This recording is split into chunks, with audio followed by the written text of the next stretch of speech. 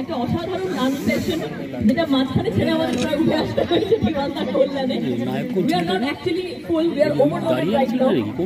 কিন্তু সবাই মিলে এই মুহূর্তটা আমরা একেবারেই মিস করতে পারবো না, যেখানে Gita LLB is ready to celebrate their first year anniversary. আর জোরে হাততালি দাদা, হাতটা আসবে না, বছর এক হলেও কিন্তু দুটো রেখে আমার উপরে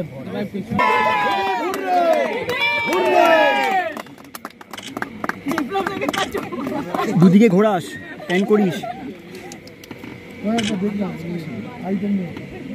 আচ্ছা, এই যে কেক কেকাকে খাওয়াবে,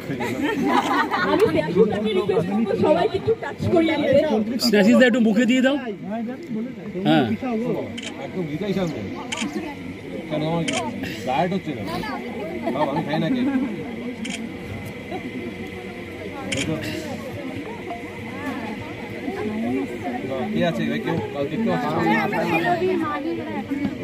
সব টিম মেম্বারদের একটু রিকোয়েস্ট করব সবাই যেন এই কেকটা এনজয় করে।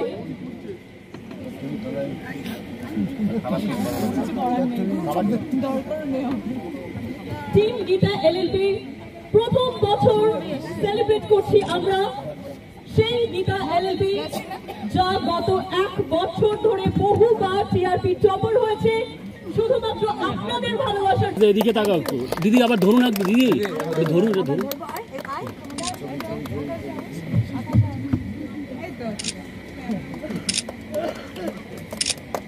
যেভাবে সিনগুলো দেয় আমার তো অন্যরকম ভাবে আর কিছু করার থাকে না, মানে সব দাদা বলে দেয়, আমি জাস্ট পোর্ট্রে করি ক্যারেক্টারটাকে যতটা পারি।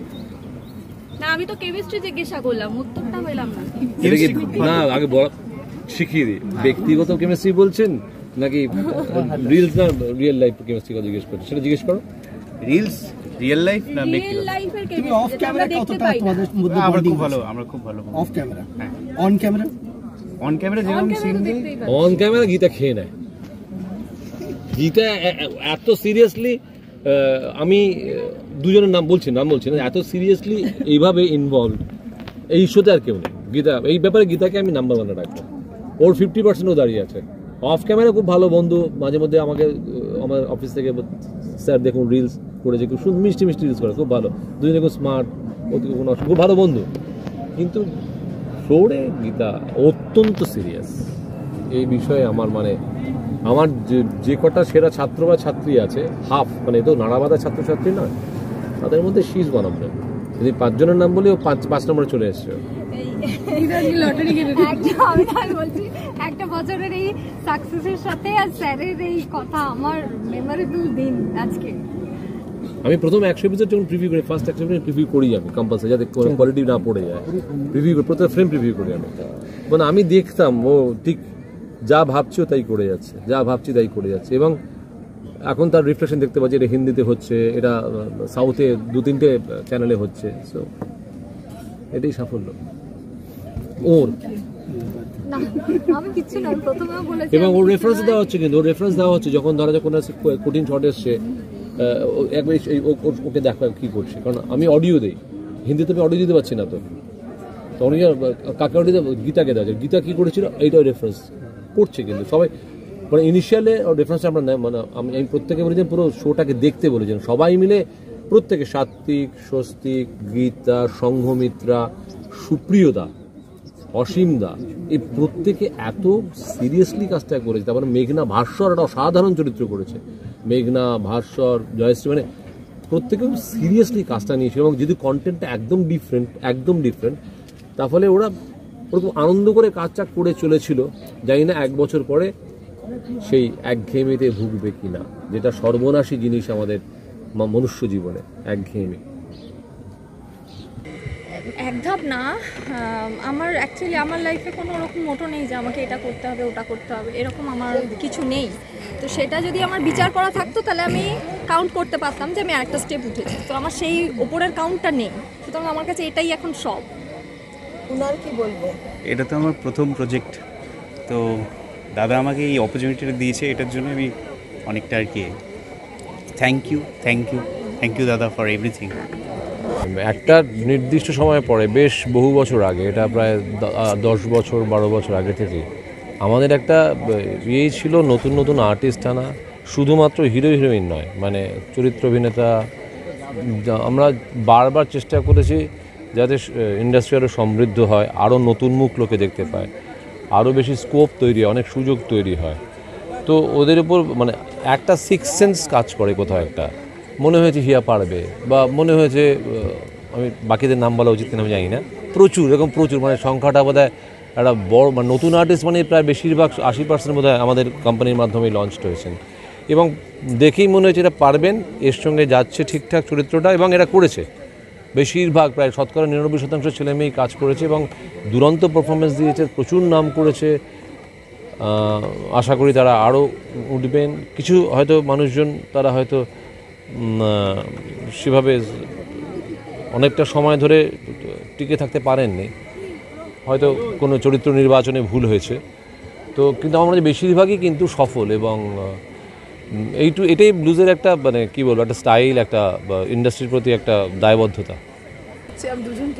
ওরা দুজন বেটার, কারণ আমার শো, বহু শো প্রায় 4 বছর 5 বছরে চলেছে, তো ওরা বলুন এটা ওরা কি এনজয় করছে।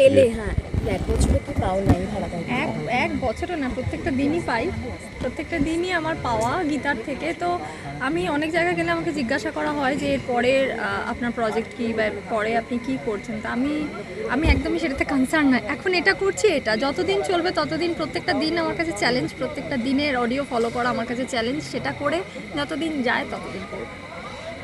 আমি জানি না স্বস্তিক ক্যারেক্টারটা আমি কতদূর নিয়ে যেতে পারছি, বা আমি ট্রাই করছি যতটা পারার চেষ্টা করছি। আর আমার জন্য এখন যেটা করছি সেটাই, আমি প্রেজেন্ট মোমেন্টে আছি আর কি। I am happy. গীতার উপর যেরকম হাত রেখে আর কি সবসময় সত্যি কথা বলতে হয়, ঠিক এরকম 1 বছরের এই জার্নিটা আরও বোধহয় বেশি দায়িত্ব বাড়িয়ে দিল, তাই তো? না না, একদম প্রথম দিন থেকে আমার এতটাই দায়িত্ব ছিল, যেটা 1 বছরের মাথায়। Very good, thank you. ওরকম ভয় অবভিয়াসলি, বাট নিশ্চয়ই কোথাও না কোথাও খামতি আছে বলেই বলছেন। আমি শিখবো সেখান থেকে। হ্যাঁ, ভয়, ভালোবাসা সব কিছু ওটার মধ্যে। আর একজন আর যে Cloud9 নাকি? না, সি ডিজার্ভ দ্যাট। আমি প্রথম থেকে বলেছি সি ডিজার্ভ দ্যাট। কি বলবে? না, আমার আজকে বলা কর বাইরে, তাই না? এত কষ্ট করে হ্যাপি মোমেন্ট তো একটা, এতটা পাওনা, সত্যি আমি ব্লেসড। আমরা প্রত্যেকবার একে অপরকে উপহার দেওয়ার কথা বলি, আজকে বোধহয় বেস্ট উপহার পেয়ে গেছে। এতদিনের এত অক্লান্ত পরিশ্রম, তার ফল পাওয়া গেলে ডেফিনেটলি, আর কার কাছ থেকে পাচ্ছি এটা অনেকটা বড় কথা। ওই যে শুনলাম কানে আমার পেট ধরে গেছে। তাই একদম। কি বলবে, আর কোনো প্রশ্ন আছে কারণ? আরে দূরে একটু বেশি সিরিয়াস হয়ে গেছে না, মানে খুশিতে আনন্দে সিরিয়াস হয়ে গেছে, তাই না? হ্যাঁ, ইমোশনাল আউটবাস্ট হচ্ছে না একদম। ছোট্ট করে একটা প্রপোজ। কাকে?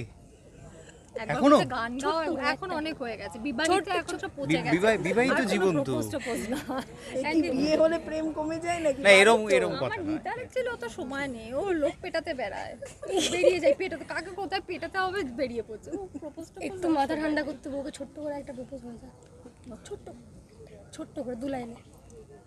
আবার বলবো? বলে দাও, বলে দাও, বলে দাও। I love you.